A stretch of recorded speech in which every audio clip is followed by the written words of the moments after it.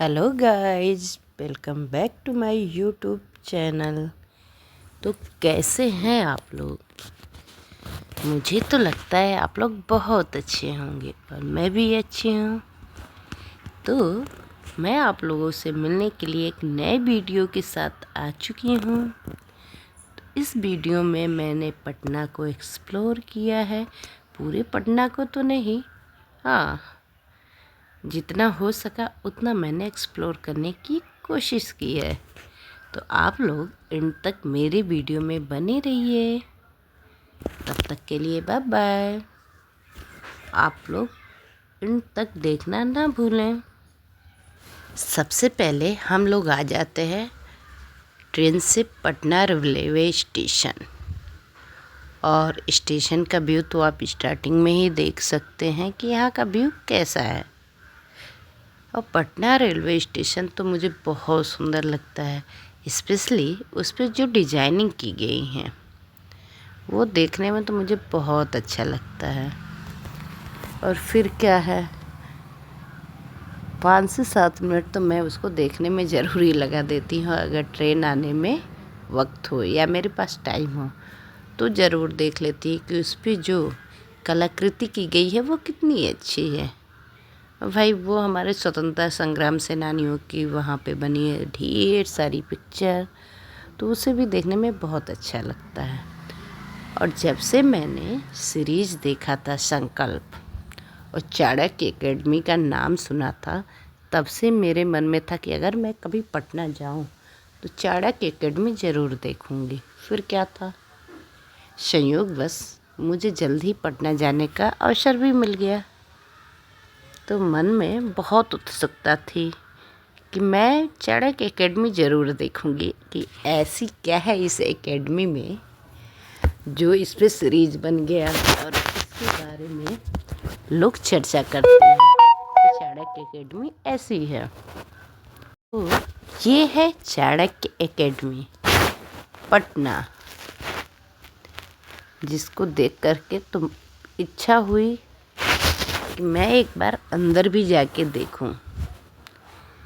लेकिन फिर इतना टाइम नहीं था कि अंदर जाए देखे, इसलिए बाहर से मैंने इसकी पिक ली और इसका वीडियो क्लिक किया।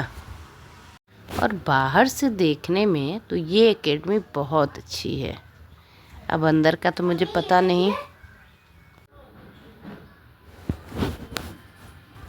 ऐसे तो बहुत सारी बिल्डिंग होती है जो रेड कलर की होती है, लेकिन ये एकेडमी पूरी तरीके से सफ़ेद है या क्रीमी टेक्सचर में है। ये देखने में बहुत ज़्यादा अच्छा लगता है।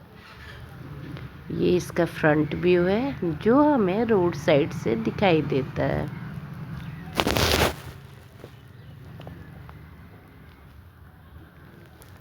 इसके बाद हम लोग धीरे धीरे आगे बढ़ने लगते हैं और पटना घूमने के लिए हमने ऑटो न लेकर के टोटो लिया था, ताकि धीमे धीमे टोटो चलेगा तो मैं कुछ वीडियो और फोटो क्लिक करती रहूँगी।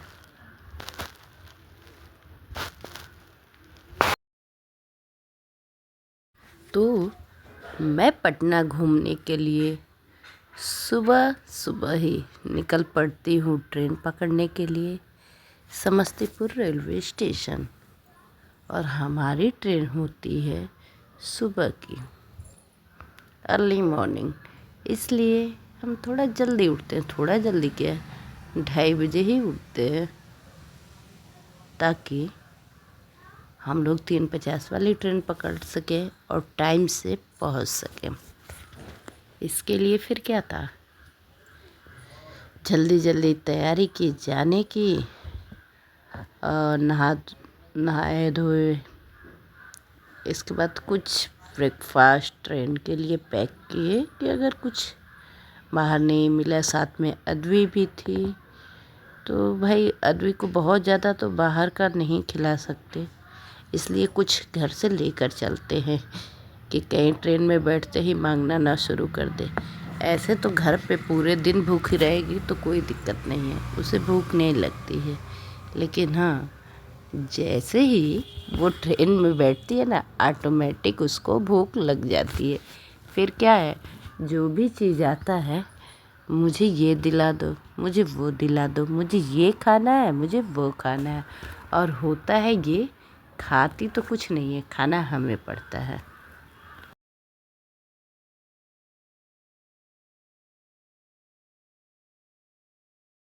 क्या था, जब हम लोग स्टेशन उतरे, फिर से वहाँ से हमने खरीदे चिप्स, कुरकुरे और फ्लेवर्ड वाले मिल्क के 2 पैकेट, 2 बॉटल उसको भी लिए, लेकर के चल दिए। और जैसे हम लोग आए, यहाँ पे रास्ते पे छिड़काव हो रहा था, स्प्रे हो रहा था पानी का, क्योंकि बहुत ज़्यादा गर्मी थी। इतनी ज़्यादा गर्मी थी कि लोग परेशान हो रहे थे। और मतलब समझ में ही नहीं आ रहा था कि समस्तीपुर से डबल गर्मी थी वहाँ पे, कि कितनी गर्मी है। हमें लगा ही नहीं था कि इतनी गर्मी हो सकती है, नहीं तो मैं अद्वी को ले करके जाने का तो सोचती भी नहीं।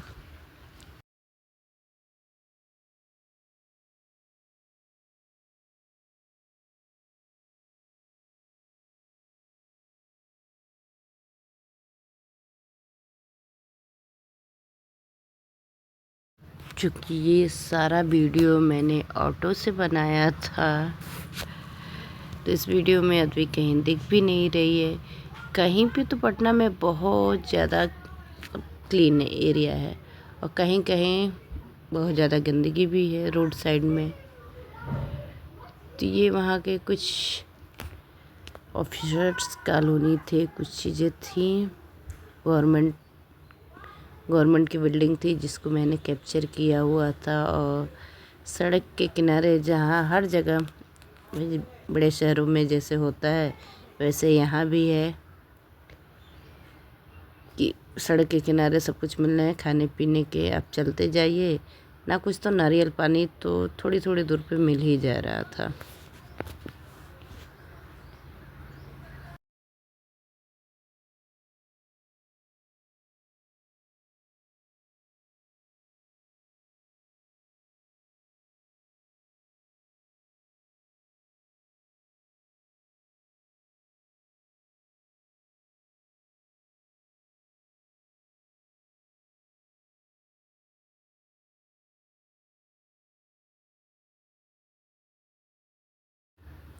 और सबसे ज़्यादा कुछ मुझे पसंद आया, पहले तो ये टावर था, जो देखने में मुझे काफ़ी अच्छा लगा। इसके अलावा यहाँ की सड़कें जो थी वो अच्छी लगी, क्योंकि समस्तीपुर में तो ऐसा कुछ है नहीं। प्लस यहाँ पे जो, जब कभी हम पाटलिपुत्र स्टेशन जाते हैं, तो वहाँ से जब हम आते हैं एम्स के लिए, तो वहाँ की जो हाईवे है, और हाईवे के नीचे जो डिजाइनिंग की गई है, कलरिंग की गई है, वो बहुत अच्छा है। जैसा कि गाज़ियाबाद में था, सेम वैसा देखने को यहाँ भी मिला कि हाँ, यहाँ पे है। और फिर ऐसे ही करते हैं हम लोग, आ जाते हैं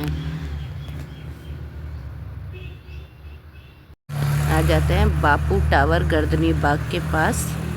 और जो मैंने टावर दिखाया था कि मुझे ये टावर अच्छा लगा, वो था बापू टावर, जो कि देखने में काफ़ी अच्छा लग रहा था, यूनिक सा लग रहा था।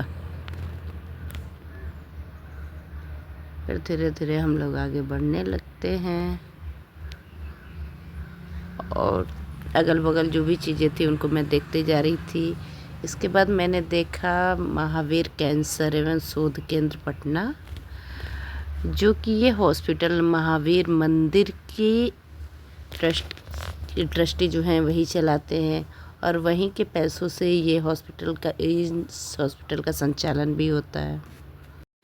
महावीर ट्रस्ट फंड में जितने भी पैसे रुपए इकट्ठा होते हैं, वे सारी चीज़ें महावीर कैंसर शोध संस्थान हॉस्पिटल के लिए काम आता है, क्योंकि यहाँ पे मुफ्त इलाज होता है बहुत कम पैसों में भी। इसके बाद हम लोग पहुँच जाते हैं एम्स पटना। चूँकि मुझे अपने आप को पटना एम्स हॉस्पिटल में दिखाना था, जिसके लिए मैं आई हुई थी। और भाई, एम्स का क्या एम्स की बात कर लें या फिर किसी भी गवर्नमेंट हॉस्पिटल का, बहुत हेडेक हो जाता है दिखाना। सबसे पहले आओ, एंटर करो, टोकन लो। अगर पुरानी पर्ची है आपकी तो, नई है तो काउंटर पे जाके आपको बुक बनवानी पड़ती है। पुरानी है तो आप उसी बुक को ले जाएंगे, फिर से टोकन लेंगे। टोकन लेने के बाद का प्रोसेस है कि आपको जिस डिपार्टमेंट में दिखाना है उस डिपार्टमेंट के उस फ्लोर पे आपको जाना है, जाके वहाँ बैठना है। और नंबर आने के बाद वहाँ की जो सिक्योरिटी गार्ड होते हैं वो आते हैं, आपका फ़ाइल कलेक्ट करते हैं, फ़ाइल कलेक्ट करके चले जाते हैं।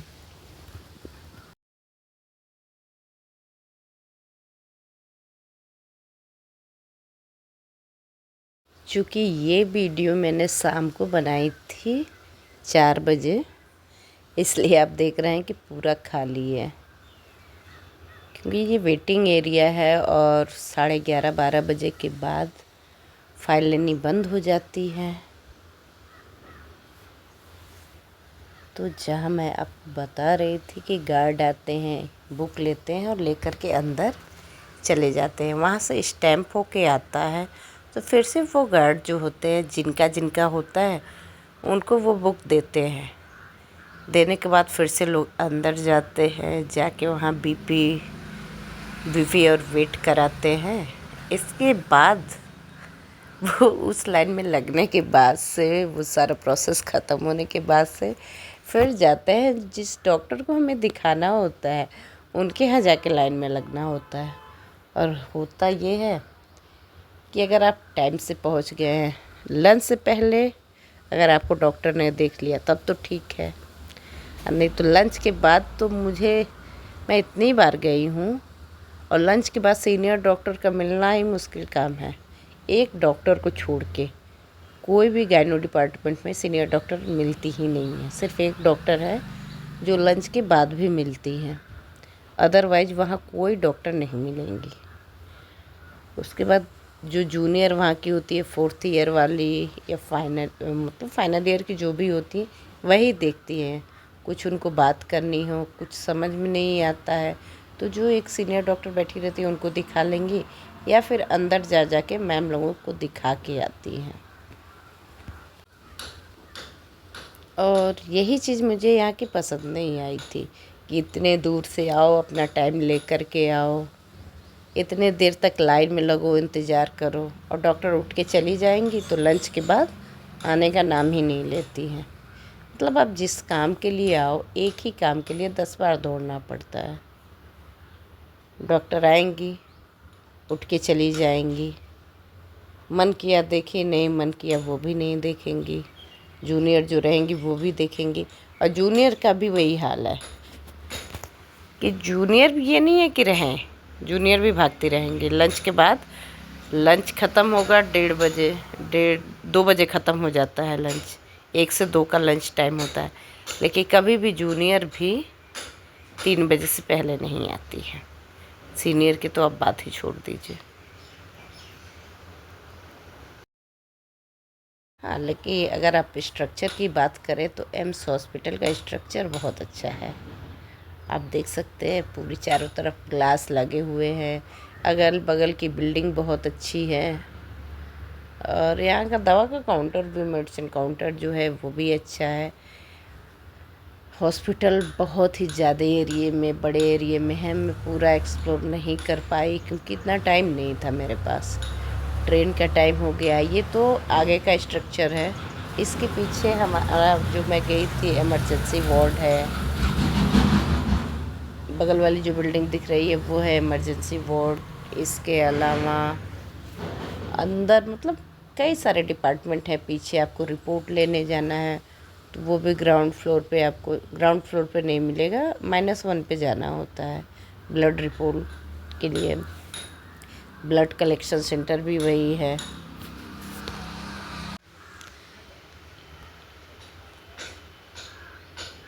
हाँ, अगर आपको किसी चीज़ के लिए नंबर लेना है, ऑपरेशन के लिए या एक्सरे के लिए, अल्ट्रासाउंड के लिए, तो बहुत लंबा नंबर मिलता है।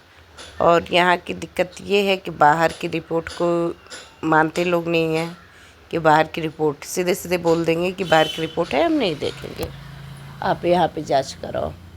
और यहाँ का जांच क्या है, ब्लड रिपोर्ट के अलावा कोई भी जांच है इमरजेंसी बेसिस पे होती ही नहीं है। अब जैसे मैंने ही कराया था तो मेरे अल्ट्रासाउंड की डेट ही मैंने मार्च में दिखाया था, मार्च में दिखाने गई थी, तब उन्होंने मुझे अल्ट्रासाउंड की डेट दी थी जुलाई में। इतना लंबा कैसे पॉसिबल है कि किसी को कोई बीमारी है, कोई इमरजेंसी में दिखाना चाहता हो तो देखते भी नहीं हैं। और क्या, जब तक रिपोर्ट आ नहीं जाएगी तब तक कोई दवा भी सजेस्ट नहीं करते हैं।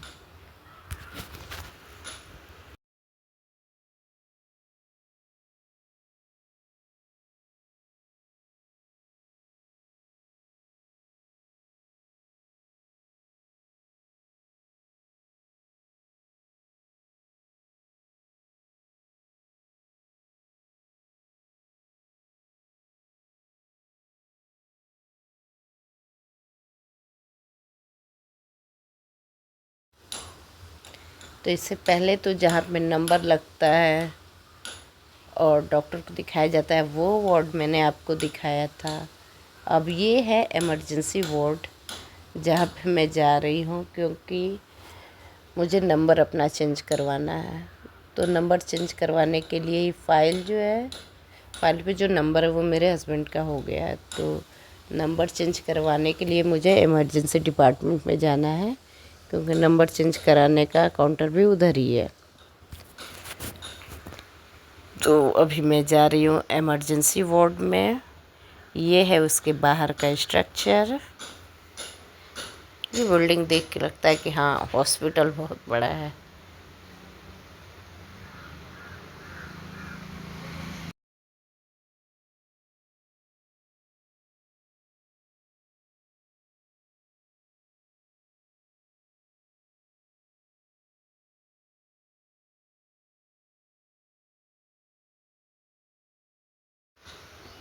आपातकालीन इमरजेंसी वार्ड।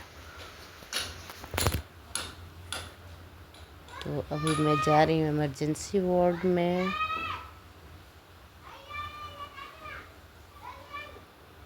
इसके बाद सारा प्रोसेस कराने के बाद डॉक्टर ने मुझे मेडिसिन प्रिस्क्राइब की।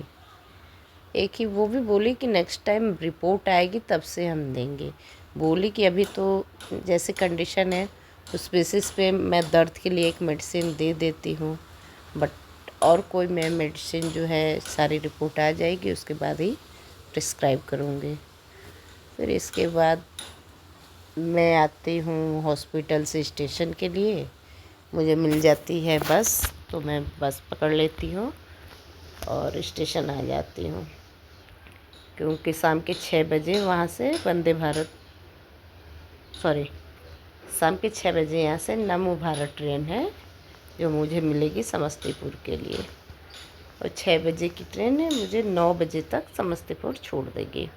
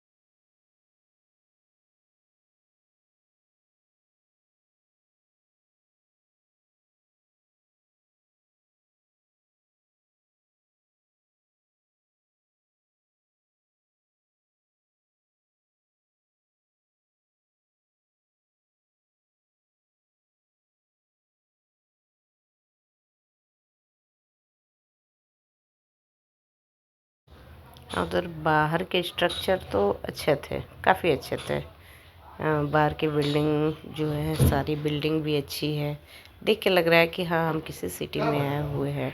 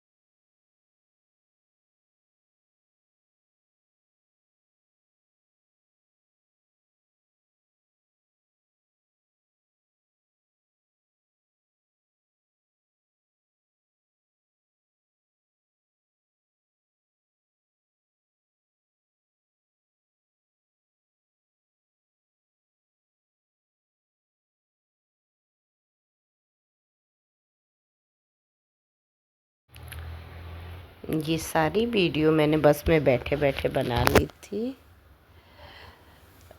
और मुझे तो ये बिल्डिंग, इसके कलर बहुत अच्छे लग रहे थे। वैसे अगर आप लोगों को मेरे द्वारा बनाई हुई वीडियो पसंद आती हो तो प्लीज़ मेरे चैनल को लाइक करें, शेयर करें, सब्सक्राइब करें। और हाँ, प्लीज़ मेरे चैनल को लाइक करें, शेयर करें, क्योंकि बिना आप लोगों की सपोर्ट के आगे बढ़ पाना पॉसिबल ही नहीं है। इसलिए आप प्लीज़ मेरे चैनल को लाइक करें, शेयर करें, सब्सक्राइब करें और नई वीडियो के लिए बेल आइकन को प्रेस करना ना भूलें, ताकि अगर मैं कोई नया वीडियो अपलोड करूँ तो उसकी नोटिफिकेशन आप तक पहले ही आ सके।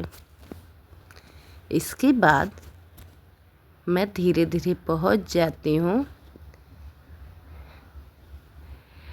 पटना रेलवे स्टेशन के पास, जहाँ पे मैं करने जा रही हूँ दर्शन महावीर जी के। और ये है महावीर मंदिर पटना, जो रेलवे स्टेशन के जस्ट सामने है। और मैं कभी पटना आऊँ और भगवान महावीर के दर्शन करना भूल जाऊँ, ये कैसे हो सकता है? वो भी तब जब मैं पटना ही आऊँ, और वो भी स्टेशन पे। चाहे 1 मिनट का टाइम मिले, 2 मिनट का टाइम मिले, लेकिन मैं दर्शन करके ज़रूर जाती हूँ। और ये था उसका मुख्य गेट मंदिर का। इसके बाद हम लोग वहाँ से प्रसाद लेते हैं।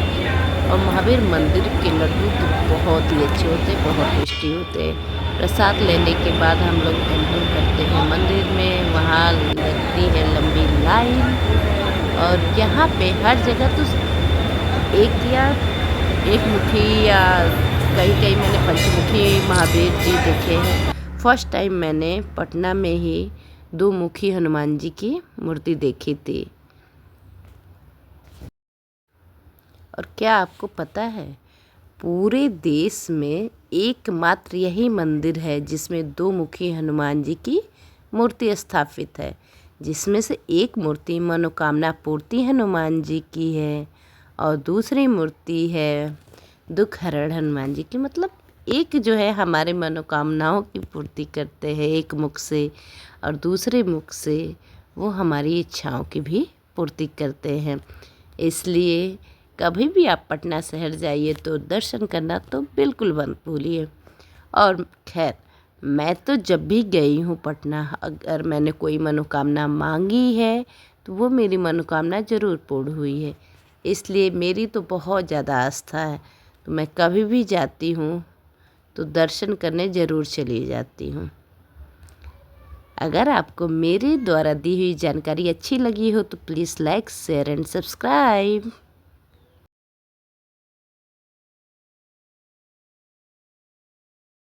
एक बार आने के बाद तो तुरंत यहाँ से जाने का मन भी नहीं करता है। ये मन करता है कि कितनी देर तक हम खड़े रहें और ऐसे ही प्रभु को देखते रहें।